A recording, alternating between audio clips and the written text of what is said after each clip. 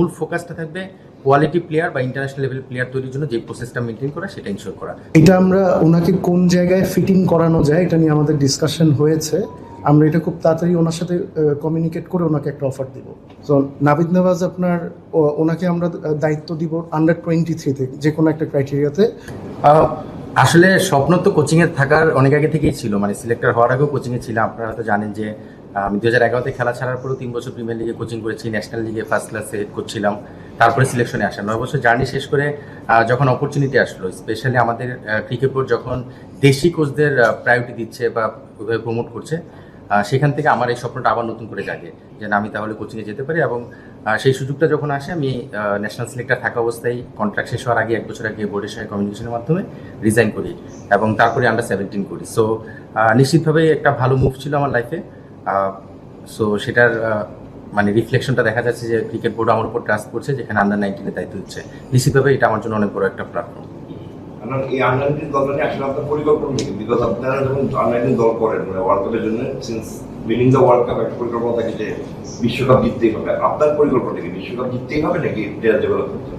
না, এখানে আমি আমাদের প্রেসিডেন্ট এবং আমাদের জিডি চেয়ারম্যান দুজনের সঙ্গে যখন কথা বলি, আমাদের ওই জায়গাটায় আমরা খুব সিরিয়াসলি ডিসকাশন হয়, যেটা হলো প্লেয়ার তৈরিটা মেইন ফোকাস থাকবে। বিকজ আন্ডার-19 শেষ হওয়ার পরে আমরা নেক্সট যদি আমরা ধরি আন্ডার-23 বা এইচপি যেখানেই যাবে প্লেয়াররা, সেখানে যেন বড় রকমের একটা সংখ্যা, মানে 5, 7, 10 জন প্লেয়ার যারা ওয়ার্ল্ড ক্রিকেটে রিপ্রেজেন্ট করতে পারবে, এই ধরনের প্লেয়ার তৈরি করাতে ফোকাস থাকবে। সো রেজাল্ট নিশ্চিতভাবেই সেটা করার দিকে নজর থাকবে, বাট মূল ফোকাসটা থাকবে কোয়ালিটি প্লেয়ার বা ইন্টারন্যাশনাল লেভেল প্লেয়ার তৈরির জন্য যে প্রসেসটা মেনটেন করা সেটা ইনশোর করা। সো তার সঙ্গে রেজাল্ট সময় বলে দেবে। ভারতে আসলে ভারতীয় যে ইয়ে হয়েছে যে তাতে কিন্তু একবার আন্ডার-19 পেয়ে ফেলছে ওয়ার্ল্ড কাপে, তারপরে কিন্তু তাদেরকে নিয়ে আসছে যে ওয়ান্ট টু ডেভেলপ সামনে নতুন ফেজকে নিয়ে আসবে। আমাদের ক্ষেত্রে কি আমরা ওটা মানবো নাকি? আমরা তো অনেক আন্ডার-19 ক্রিকেটার 2-3 বার খেলতে। এটা আসলে যেহেতু আমি সিলেক্টর ছিলাম, সেই জায়গা থেকে এটা আসলে রিলেট করা যায়। এটা ডিপেন্ড করে আসলে চেয়ারম্যান কীভাবে চিন্তা করেন, জিডি চেয়ারম্যান, পাশাপাশি সিলেক্টর কীভাবে চিন্তা করে এবং হেড কোচ। সো এটা কম্বাইন্ড একটা ডিসিশন। এটা এই মুহূর্তে যে হেড কোচ আমি আসলে ডিসিশনটা দেওয়া খুব টাফ, বাট নিশ্চিতভাবে আমরা যখন সিলেকশন ক্রাইটেরিয়াতে বসবো তখন সিলেক্টর থাকবেন, আমি হেড কোচ হিসেবে হয়তো সেখানে প্রেজেন্ট থাকবো, চেয়ারম্যান থাকবেন, আমরা মিলে ডিসাইড করবো যে আমরা আসলে কোন প্রসেসে যাব। বাট নর্মালি আমাকে যদি পার্সোনালি বলা হয়, আমি অনেক প্রেফার করি যে একজন যদি একটা এক্সপোজার পেয়ে যায়, তাকে হয়তো সেই জায়গাটা আবার নতুনভাবে চিন্তা না করে নতুন কাউকে প্রমোট করাটা মনে বুদ্ধিমানের কাজ হবে। সো এটা ডিসিশন সময় বলে দেবে। অ্যানালিস্ট ছাড়া সম্ভবত সবাই দেশি এবং মেন্টরও আপনারা নিয়োগ দিচ্ছেন, এটা আসলে কি চিন্তা ভাবনা থেকে করছেন? না, আগে তো আমরা এই ধরনের কিছু দেখি না। আপনি একটু আগে তো মিডিয়া চেয়ারম্যান একটা কথা ক্লিয়ার করলো যে আমরা আমাদের দেশি কোচদেরকে ওই প্ল্যাটফর্মটা দিতে চাই যেন নিজেদেরকে প্রমাণ করতে পারে। তো আমাদের বোর্ডের কাছে মনে হয়েছে যে he is capable enough to take the responsibility. আন্ডার-19-এর কোনো ভালো একটা আউটকামই ওনার থেকে এক্সপেক্ট করছি। এবং মানে যারা আপনার প্যানেলে যারা আছে সবাই কেপেবল, তো এনারা থাকতে বিদেশি অল্টারনেটিভ আমরা চিন্তা করিনি আর কি।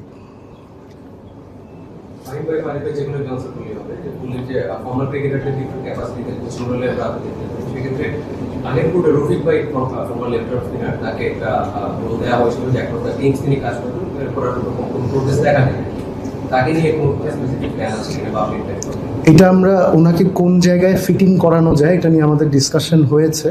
আমরা এটা খুব তাড়াতাড়ি ওনার সাথে কমিউনিকেট করে ওনাকে একটা অফার দেব।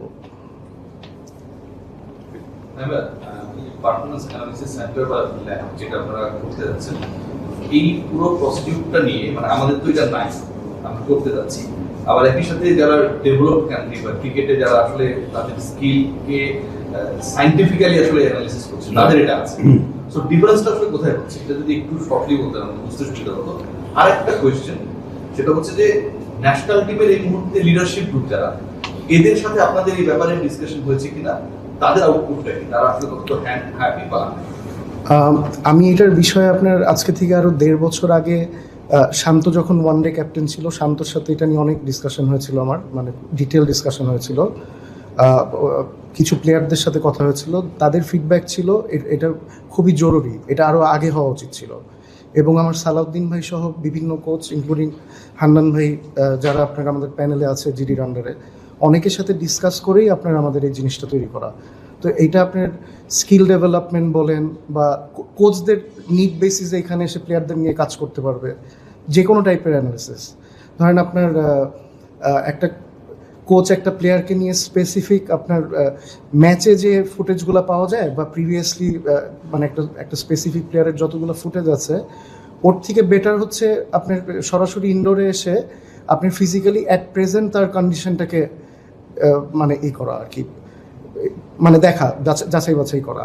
তো ওই কারেন্ট সিচুয়েশন নিয়ে কোচরা কাজ করতে প্রেফার করবে। তো আমাদের অন্যান্য ফুটেজের বাইরে যেহেতু আমাদের একটা ল্যাব হচ্ছে, একটা ফুল ইকুইপমেন্ট সেট আপ করে আমরা ইনস্ট্যান্ট লাইভ আপনার অ্যাসেসমেন্টে যেতে পারছি, ওইটাই মোর useful for the coaches and also the players. এই জায়গায় কি আপনাদের কোনো স্কাউটিং টিম থাকবে কিনা?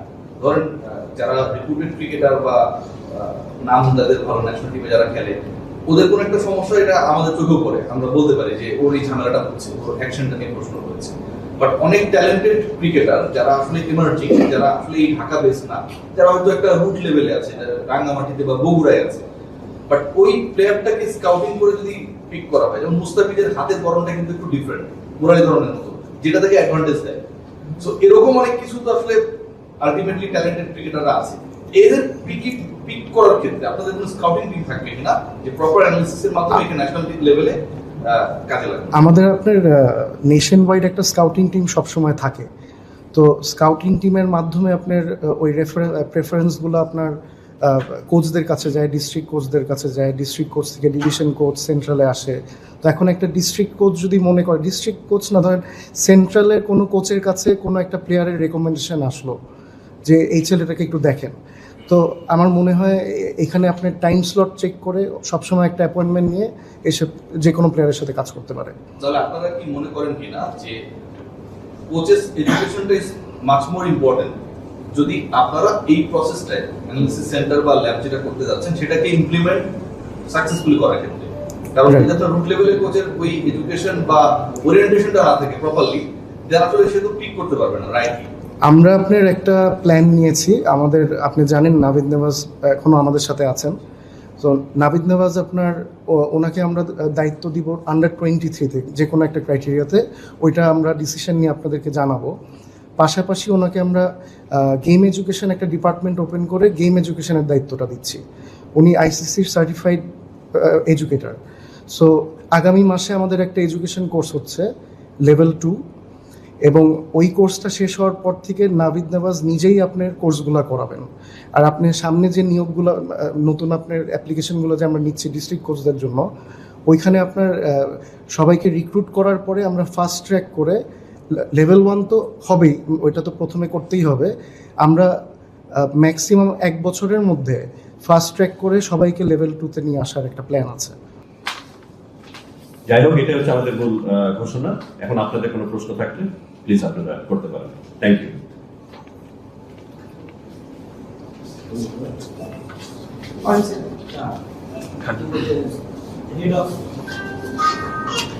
জি প্লিজ। আপনি একটু যদি এনলাইটেন করেন যে এই ডেটা অ্যানালাইসিসের পেছনে বা এই ডেটা তৈরি করার পেছনে কয়দিন ধরে আপনাদের হোমওয়ার্ক করতে হয়েছে, আর একটু সুফলটা আপনারা কিভাবে পেতে পারেন? এটার টেকনিক্যাল অ্যাসপেক্টগুলো যদি সন্দীপ কুমার বলেন এটা বেটার, বাট এটার পরিকল্পনা বেশ কয়েকদিন ধরে চলছে। যদিও এটা লঞ্চ করতে আমাদের একটু সময় লেগে গেছে, বাট ইভেন্চুয়ালি এটা আজকে হচ্ছে। সো কতদিনের হোমওয়ার্কের পরে 2.5 বছর প্রায়। আগের বোর্ডে যেগুলো করে গেছেন সেটা রিফ্লেকশনটা না, মানে এটা অ্যাপ্রুভাল ছিল প্রায় 2 বছর আগে, বাট এটা করা হয়নি আর কি। প্ল্যানিং কি ছিল? আমরা এই বোর্ড মানে প্ল্যানিং, মানে যেটা বোঝাতে চাচ্ছি আপনার, এটা বোর্ড অ্যাপ্রুভাল ছিল প্রায় 2 বছর আগে। সো মানে এটা জাস্ট ইমপ্লিমেন্ট করেনি আর কি প্রিভিয়াস বোর্ড। সো এটা এখন সুযোগ পেয়েছি, তাড়াতাড়ি করে ফেললাম, এই আর কি। আর কতটুকু আসলে এক্সপেন্ডিচার যাচ্ছে আপনি সবকিছু সাজিয়ে রাখতে? এইটা আপনার 65-এর মতো, 65 lakhs।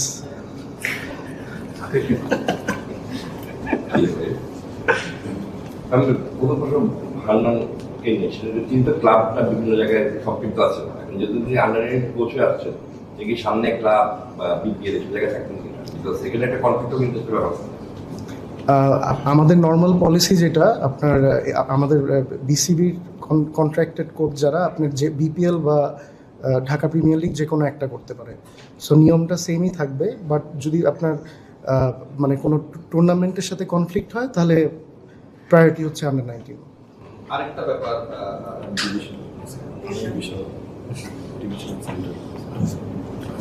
আরেকটা ব্যাপার একটু জানতে, সেটা রিপোর্টও হয়েছে যে লাস্ট ক্রিকেট বোর্ড আসলে একটা কোচেসদেরকে হচ্ছে আপনার ট্রেন আপ করার চেষ্টা করেছিল, সার্টিফাইড করার চেষ্টা করেছিল, এবং পুরো প্রসিডিউরটা নিয়ে আসলে আমরা যে রিপোর্টটা গণমাধ্যমে দেখেছি, আমার কথা না, সেটা আসলে প্রপারলি মেনটেন করে আসলে এডুকেটর তৈরি করার প্রসেসটা করা হয়নি।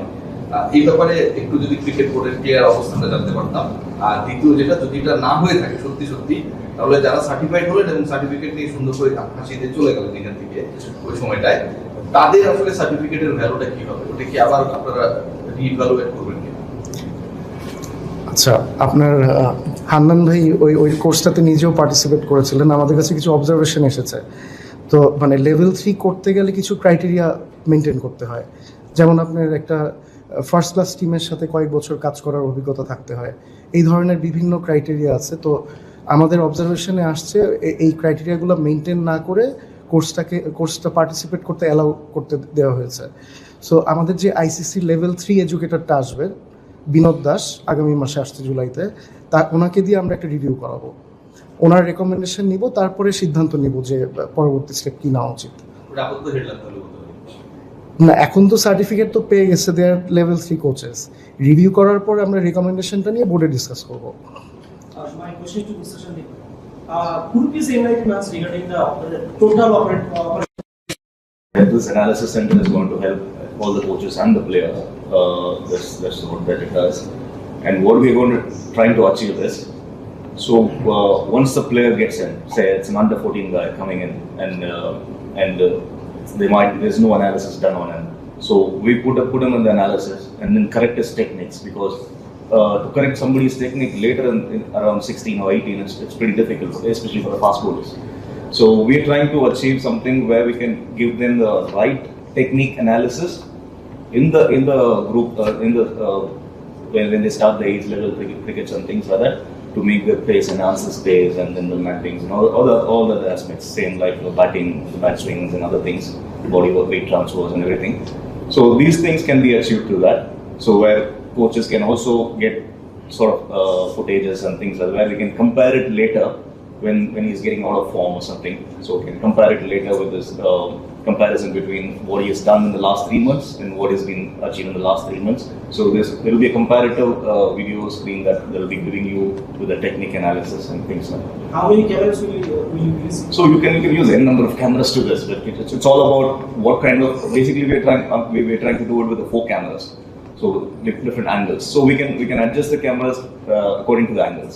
So whatever the coach wants to have a clear view of maybe it's a shoulder, maybe it's a pivot of the top of the angle, whatever we can adjust the camera according to that. So 4 camera you are doing. Yeah.